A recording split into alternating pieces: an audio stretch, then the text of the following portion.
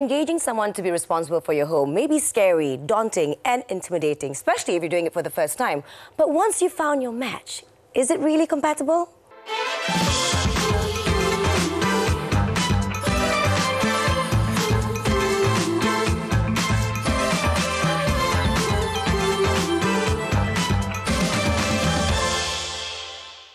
Hey everyone, welcome to another episode of Women Talk. I'm Sazzy. And I'm Deborah, and thank you for tuning in today. So our topic today is finding good help at home. We know that Malaysia is heavily dependent on domestic helpers.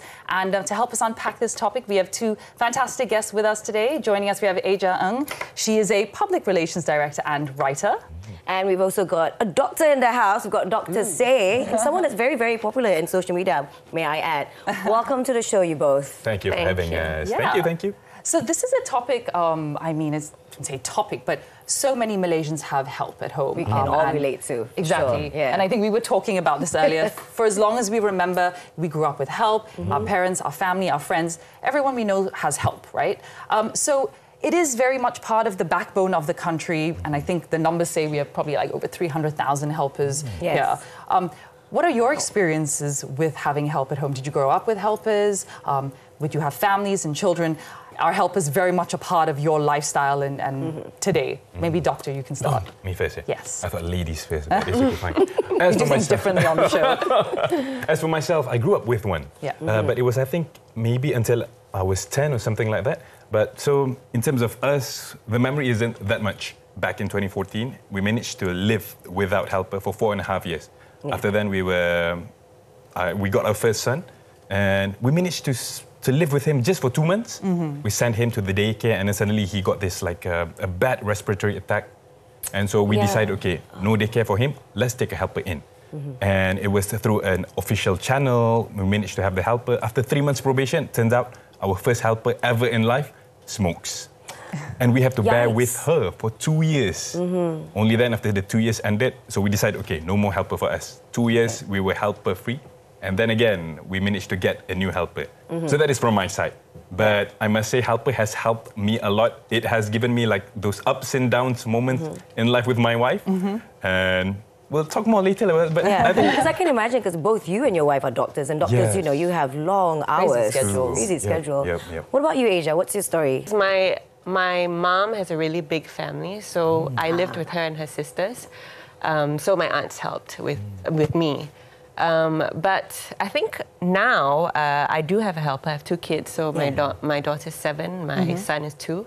And my helper really enables me to live my life in a balanced manner, I think, and enables me to work. So I'm really grateful that I have a helper now. Like Dr. Say was saying that they didn't have a helper, and then they had a helper. What about you? Starting from your 7-year-old, was it from since your 7-year-old was a baby? Did you have a helper, or was it later that you? No, when she was born, I wanted to do everything myself, so I didn't have a helper then. Respect. And I was juggling work and the baby and everything. But my first child, so I really enjoyed that time with her. But my husband and I don't have family here, so we don't have. We couldn't go out for dinners without our child. And I think when she was 1, we decided to get a live-in helper. And then we started to just go out for dinner like once or twice a week, you know, and it started from there. Started getting your little freedom back. Yes. Because we know that during and after COVID, I think a lot of people struggled with finding helpers in their home, nannies.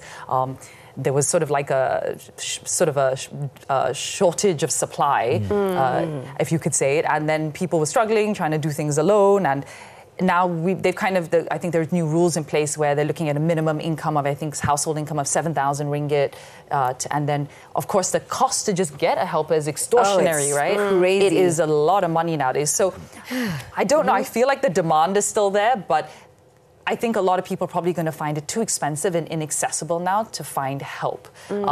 Is this something that you've noticed or you see, or what are your thoughts? And then if someone can't afford a helper at home, what are alternatives? Like, what can they start thinking or looking for? It's definitely daunting getting a helper because you hear about nightmare stories, right?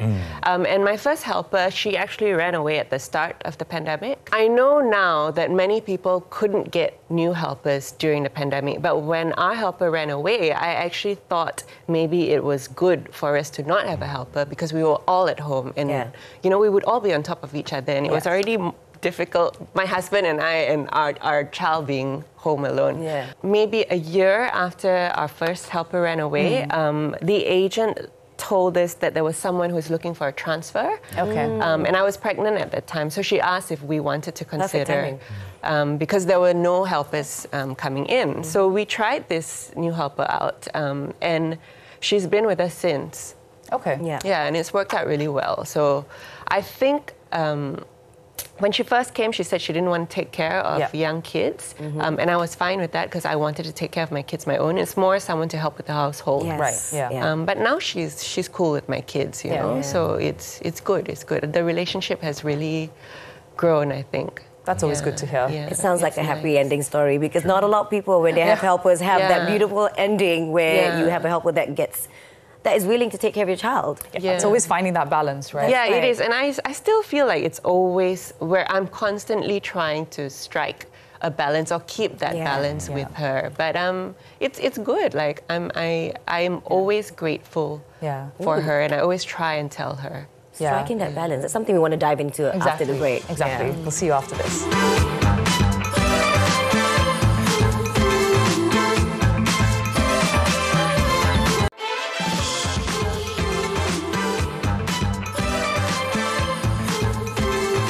Hi everyone, welcome back to Women Talk. So before we went to break, we were talking about experiences we've all had with domestic help, good, bad, challenging, and how we find the balance, right? So I wanted to ask Dr. Say, what are some of you spoke earlier a little bit about alternatives to having a live-in helper. What could some of these alternatives be, especially with rising costs and finding, and you know, maids being very inaccessible nowadays? Okay, I've never known whether you've heard this principle before. Once you've had a helper, you always need one.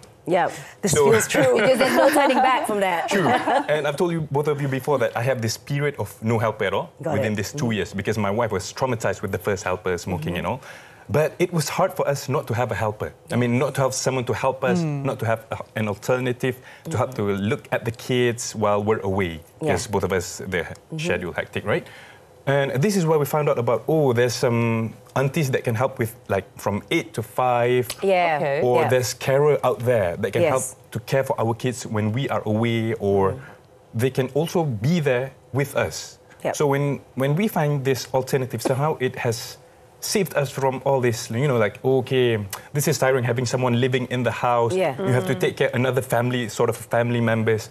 So when we found out about this alternative, it was quite a happy ending for us. But it was a bit difficult to find them at the, you know, the right time. Like you want it, okay, tomorrow suddenly you have something. What if there's an emergency and whatnot, so this is where we think, okay, again, this is not good for us. We need a helper. Because again, once you have a helper, you always need a helper. Back from that. If I may share a little bit of my experience, there are alternatives. I didn't have a helper for about 2 years during the pandemic, but you know, we were on and off. We were CMCO, EMCO, so there were times when my husband and I could go out. And I did find an alternative. It's an app where they provide carers for children, and it's these people they've gone through all the trainings of Montessori, so there are alternatives out there for other parents out there if you want to go for it, which is something that we didn't have a long time ago from back then. We've seen this in the papers. It is a bit of a dark thing to bring up, but cases of exploitation and abuse, right? So Malaysia's been very used to getting a lot of. Everyone has a helper. We all have someone at home to help us. And perhaps we're a little bit spoiled. We take it for granted. But also, I think our relationship with them, right? We're still paying them. We are employers, they're employees. They still have rights, protection, right? And there have been cases of abuse. So even this statistic from Tenaga Nita, I think it was in 2019, in 2 months, they had 29 cases of abuse and it was multiple forms of abuse, right? So now we're looking at forms of more legal protection for our helpers. What are their rights? And what are your thoughts on that? Like, because these people live within our homes. They dare I say, become part of family in some cases, especially because they're there with you for years, decades sometimes. So you can ask Aja, because you talk about striking a balance at home with your helper. I think it's really important to keep them happy, because your helper, helps run the household, and your kids, helps take care of your kids, right? So it needs to be someone who's happy. You don't want someone who's unhappy with you handling your household or your children. So with my helper, I make sure that she gets her days off. She does whatever she wants on her days off. We pay her extra if we ask her to babysit. So even on a normal day, we pay. I mean, if dinner time is our responsibility, so if she takes on the responsibility of feeding the kids dinner or having dinner with the kids, then we pay her extra. I see. And then for Sundays as well, if she works. And it's always a choice. It's always a question I ask, will you babysit? Do you mind babysitting? Do you mind working? Or there's an option, we can pay you extra for Sunday. Or, it's always an option. I try and make it, not make it like there's no choice. That's a really good. So that's a good. I think place it's to be. That mutual respect is very respectable. And the other thing that I was saying is, and if I am a bit short-tempered, then I always apologize. But it's something that I told her before when she first joined. I said I have a fiery temper. I'm impatient. It may come out, but it's just the way that I am, and I always make it a point to apologize, And Doctor, quickly, what are your thoughts on this? Mine, it's more of a good cop, bad cop. I treat her more like my family, but then my wife always say, you have to draw this line. You cannot be like too close or too comfortable with her. So I'm the good cop usually, and my wife is the bad, not the bad, the strict cop. The wife is on television when you say that. The strict one then, So usually when it comes to like something like very happy stuff, so it's gonna be me. But something like, okay, please help with the kids, please help to clean up the mess, and I'll be pushing my wife, you go tell her. So I think, but somehow I think you have to treat them as a human. That is one thing that I've heard, like most stories from my followers, like the employers, they are treating them like slaves.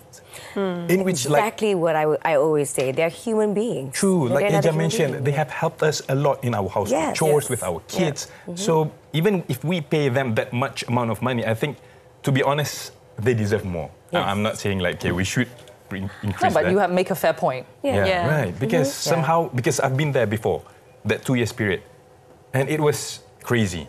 I mean, you have to do everything. You have to take care of the kids, you have to take care of the house. You just finish your work, and then you have to, with all the mess, somehow it's affect your mental health a lot. Very true. Absolutely. I mean, saying that, these people give up a lot of their lives. They come here. Yes, they're being paid, but they live in your house, take care of your family, your kids, often raise your kids. So there is a lot to be thankful and grateful for. We're going to go for a quick break, and we'll continue the conversation when we come back.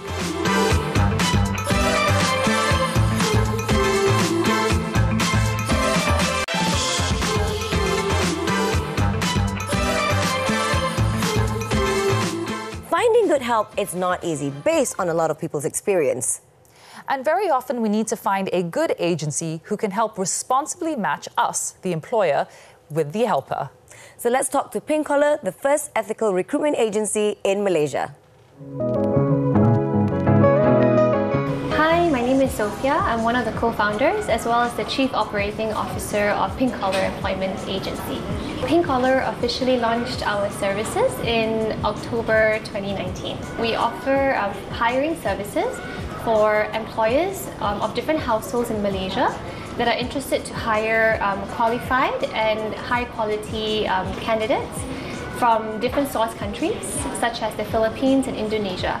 We are a growing economy, so a lot of our households are now becoming dual income, in which both, the husband and the wife go to work full-time, so the need to hire a full-time live-in domestic worker to care for the children and to do housekeeping, services like cleaning and cooking is becoming more common. We start off with a very strong pool of candidates who are prepared, committed, and ready to work abroad, right? I think sometimes we forget that when you work abroad as a domestic worker, you don't just need to be prepared to do the actual skills as a domestic worker, but you also have to be prepared and to migrate and to be a successful migrant. We also perform, training for our workers to set them up for success.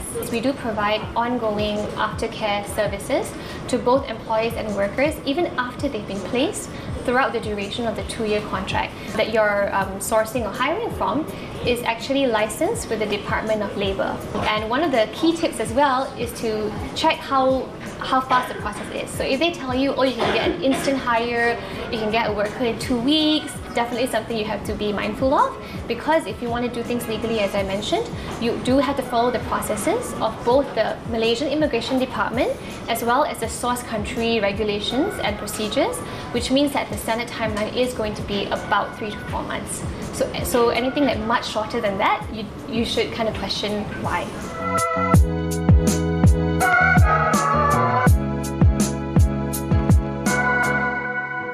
Welcome back to the show, everyone. Now, diving deeper into the topic, is it hard to get good help? Let's talk about hiring the help. We've got to go through agencies. And, you know, since the pandemic happened, a lot of people have been complaining. They've been complaining, oh, you know what, the rates when it comes to the fees and hiring a maid, paying the agencies, the rates have spiked up. You know, have you heard of any of these experiences? And not all agencies are good. And not all agencies are good. That's another one as well. You've got to go through that. Yeah. What about your experience? Okay, as for my experience, my first maid, I got it through agency. Let me just be honest about the price. The range is about 15 to 20,000. That's ridiculous. And they don't have that, you know, that ridiculous. That post-maid service.